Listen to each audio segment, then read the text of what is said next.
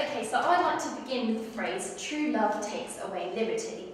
And that's taken from the words spoken by Mr. Horner, in which he plays the country wife. Now, I've chosen this quote to open my presentation because I feel that it very much refers to the kind of contrary, yet somewhat intertwined concepts of free love and libertinism versus the restrictions of honour and marriage. Now, these are things I'd like to discuss in relation to Wycherley's play, because one would argue that more often than not, Wycherley's characters tend to celebrate and embrace a kind of libertinism philosophy, and they subsequently devalue and ridicule marriage. But what I think is quite interesting and questionable is whether it's just the men who champion such kind of lascivious behaviour, or whether we can deem the female characters to actually be just as accountable. So to provide you with a bit of context, marriage and sexual morals played a very significant social role within 17th century London culture. And under the strict puritanical attitude to marriage during the first half of the century, the values surrounding kind of the family environment tended to centre upon a married couple, as this was seen to represent the basic social, economic and political unit. And it was often the case that young unmarried women would have been expected to take the husbands that their parents or guardians chose for them. But under the restoration of the Stuarts under Charles II, there was this sort of change in moral climate, mainly because society desired for an outlet for their long repressed desires.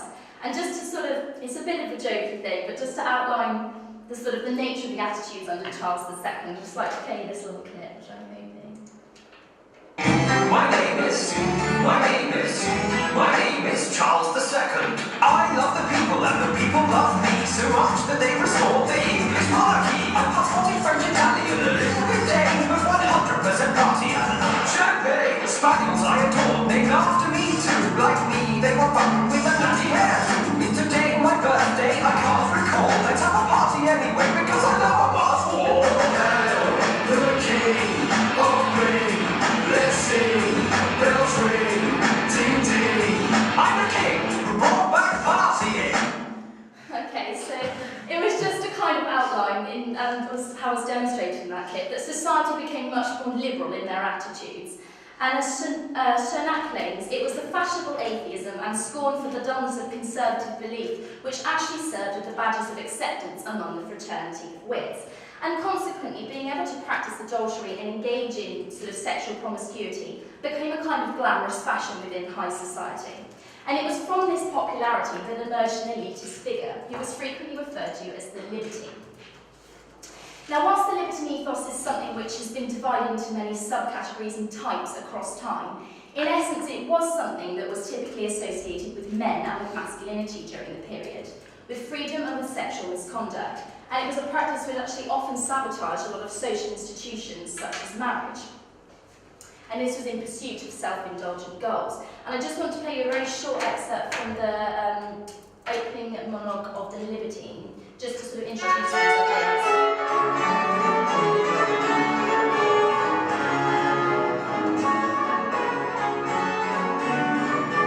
Allow me to be frank at the commencement. You will not like me. The gentlemen will be envious and the ladies will be repelled. You will not like me now, and you will like me a good deal less as we go on. What I require is not your affection, but your attention.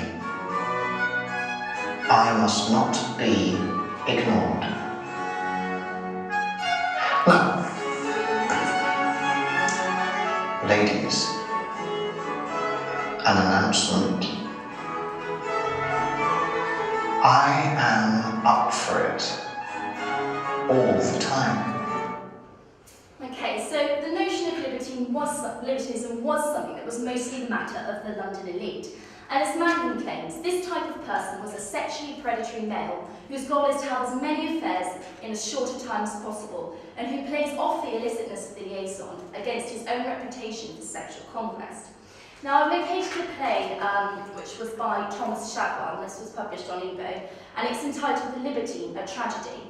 And this play centres upon the character named Don John. And from the very onset, the base assumptions of his code and the code of his followers, Don Lopez and Don Antonio, very much constitute the nature of this way of life. He says, "Our prosperous pleasures, which dull fools called sins, laughed at old feeble judges and weak laws," which suggests that their delight was very much rooted in something that a puritanical society would have considered sinful and immoral. And he claims that such delight occurs when I am wanton with my poor within. And so there's a sense that these were individuals who were hedonistic, lascivious, and who placed great value upon physical pleasure. Now, if we consider these ideas in relation to Wycherley's construction of Hornet in The Country Wife, one would suggest that he and the Restoration comedy genre very much serve as agents in which to satirise and transport this excessive lifestyle and the ways of the world onto the stage. Now, he is a stock character, and he's one who follows the libertine creed. As Lady Fidget claims, he opposes women of quality and virtue for their love to their husbands, and he very much berates the concept of marriage. He says, "But a marriage vow is like a penitent gamester's oath, and entering into bonds and penalties to stint himself to such a particular small sum at play for the future, which makes him but the more eager, and, not being able to hold out, loses his money again and his forfeit to boot." And here it's almost as if he's discussing marriage and love in terms of money and gambling. And I think in linking these, it's almost as if he considers love to be something that's merely transitory, that is only entered into in order to fulfil a physical need. And now this led me on to consider something that's actually quite significant to my examination of the marriage versus libertinism philosophy, and that's the way that Horner uses his disguise as a eunuch, as a vehicle in which to pursue his own sexual pleasures. And indeed, it's his feigning of impotence which allows him to operate within society and to enjoy the freedom with the wives of his male friends. And I think it was actually quite interesting that Horner only shares the truth of his disguise with the women and with the doctor, because actually under Charles II's court, the actual libertines would have loved to have told all their friends in the court about all of their liaisons. But it was this act of disguise which actually led me to contemplate that perhaps marriage and libertinism weren't such separate entities in 17th century London culture. Now, although each are distinctly opposite in their values, one begs the question, does libertinism rely upon marriage? Because it seems that if marriage wasn't present in The Country Wife, then Horner, Sparkish, and to a degree Harcourt wouldn't have had any form of social institution in which to rebel against, and they wouldn't have had any wives to potentially befriend. So it could be suggested that marriage is sort of a catalyst in which to pursue libertinism. If I can but abuse the husbands, I'll soon disabuse the wives. And so, as Hallett claims, Horner's almost determined to live within a society and to derive all the benefits from it, but not to be restricted by any of its regulations. Now, although I've discussed that the play does tend to centre upon the concept of libertinism, satirising its associations with sexual freedom as a mode of existence, Wycherley does also draw upon the institution of marriage, and he does provide a kind of alternative and more reasonable way of life in his courtship of Truewitz, Harcourt and Lithia. But if you take marriage as the sign of love, take it from me immediately. And perhaps, as Waith claims, this is what Wycherley is actually seeking to endorse in his plot, that among the satire and ridicule of the libertinism ethos, he does actually seek to provide his audience with some hope that love and honour can exist within marriage. That these are two sophisticated people who, unlike Horner and Lady Fidget, are united by love rather than lust. Now, although Lithia is not a major character, her attitude towards marriage is very different to other female characters in the play. And even when she's given the opportunity to marry Harcourt, she insists that he must first prove himself a true lover, as she would destroy her reputation if she breaks off her engagement to Sparkish. And so in this way, she's intelligent, self-effacing and loyal, and perhaps it could be said that her courtship with Harcourt is Wycherley's attempt to provide and represent a more moralistic norm, and one through which the audience can then subsequently judge against the corrupt actions of Horner and the other men and women. But this relationship and Lithia's very righteous attitude to marriage and honour is kind of an anomaly within the play, and one would argue that actually most of the female characters in The Country Wife aren't as virtuous as their virtuous titles suggest, but rather that these women do seem to chart the times with regard to the changing attitudes about proper female behaviour and the nature of women in general. It seems that Wycherley gives them opportunity to challenge the social implication and limitations imposed by their husbands, fathers and brothers, which very much parallel and compete with the rape hero's desire for freedom of sexual expression. And indeed, many women in the Restoration period did actually devalue marriage. Now, in the dialogue here between Flavia and Clara in Shadwell's play, they claim, "Tomorrow is our execution day when we must marry," and they articulate that birds are made tame by being caged, but women grow wild by confinement, which suggests that their independence of spirit grows through the restrictions that were imposed upon them. And indeed, if we consider this in terms of the character Marjorie Pinchwife, her marriage to Jack Pinchwife is such that she's very much deprived of her liberty, equality and satisfaction, as he insists on confining her to the house in order to satisfy his fear of unfaithfulness. Now, in terms of the libertinism versus marriage and kind of vice versus virtue dichotomies, one would place Marjorie somewhere in the middle of each of them. She does commit to particular libertine customs. She moves into the arms of Horner and she is adulterous. But one would argue, are her libertine-type behaviours and her advances for Horner maybe more of a product of her circumstance rather than something which is a result of her own innate desire? And I kind of wondered, could we really deem her behaviour to be something of a female libertine, or is it just that she's demonstrating more of a level of female sexual agency? And as Birdsall claims, Marjorie is neither idealistic like Alithea nor hypocritical like Lady Fidget, but it's almost as if she's behaving on the side of her instincts. Now, in relation to this, although it could be said that Lady Fidget does feel these sorts of constraints, there's more of a sense among herself and the virtuous gang that their public personas conflict with their private activities. Now, to elaborate, although Lady Fidget and the other women pride themselves upon being ladies of dear honour, they actually claim in Act 5 that such virtue is really only a disguise, and that they're only marrying for the sake of their outward appearances.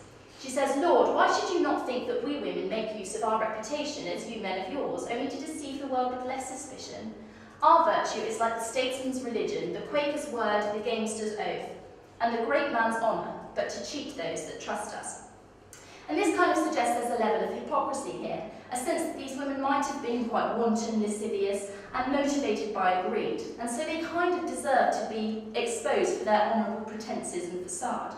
And it's almost as though here that their internal liberation's finally been unmasked and externalised during the scene, and that subsequently they are actually kind of as bad as Horner. They match his behaviour, both physically and in the way that they use their sort of rhetorical sophistication and verbal facility. So just to draw these ideas together, it is clear that both Wycherley and Shadwell's characters champion this kind of libertine philosophy in their respective works, and they satirise and embellish their characters as a response to the social happenings ongoing within 17th century London culture. And so one can conclude that both men and women in these works are responsible for libertine behaviour, but often it's perhaps that men are more agents in this process, whereas the women are working against the restrictions that they were faced with in society, making them kind of concerned with the desire for female sexual agency. But I think perhaps much of the issue is that women were almost faced with a kind of double-edged sword during the Restoration period, because unlike male libertinism, female libertinism was something, and is and will always be something that's presented in more of a negative light.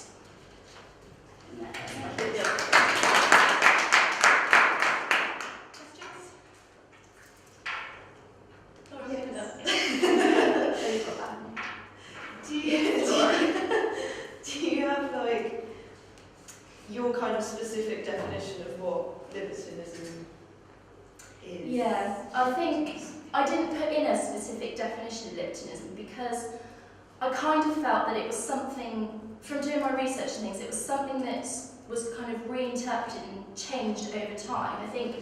I know I read in an article the first time that the phrase was, the kind of term was used was back in 1563, and it was something that was associated with this sort of people who were very free thinking. And then as it sort of time moved on, it became something which was more about to do with sort of changing morals. And then in 1660, under Charles II's court, it then transgressed to be something more about sort of sexual promiscuity, and I think he actually took sort of influences from France and things about their sort of definitions of libertinism. So I kind of only drew on kind of general characteristics of libertinism rather than put a specific definition there, because I think across time it kind of shared things that it was to do with that, like affluence and sort of like promiscuity and rebelling against different social institutions. I think originally it was sort of rebelling against religion and things. And I don't know if Hobbes might have been sort of in that kind of like rebelling against sort of religion. And so yeah, that's why I didn't put a kind of standard definition in, because I felt it was something that changed across time.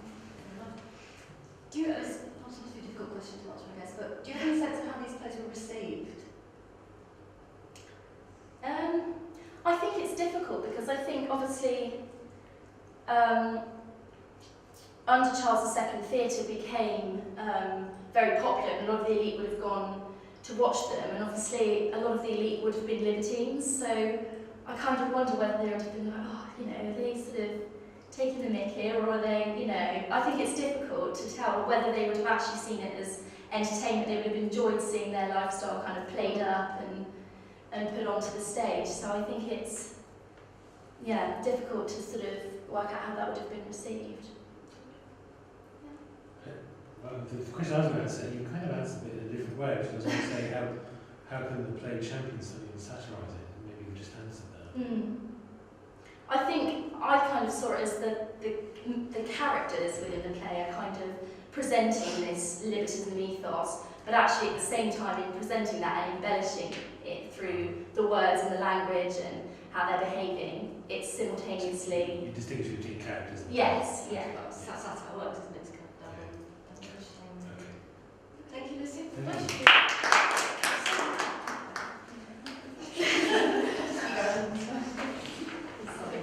I'm really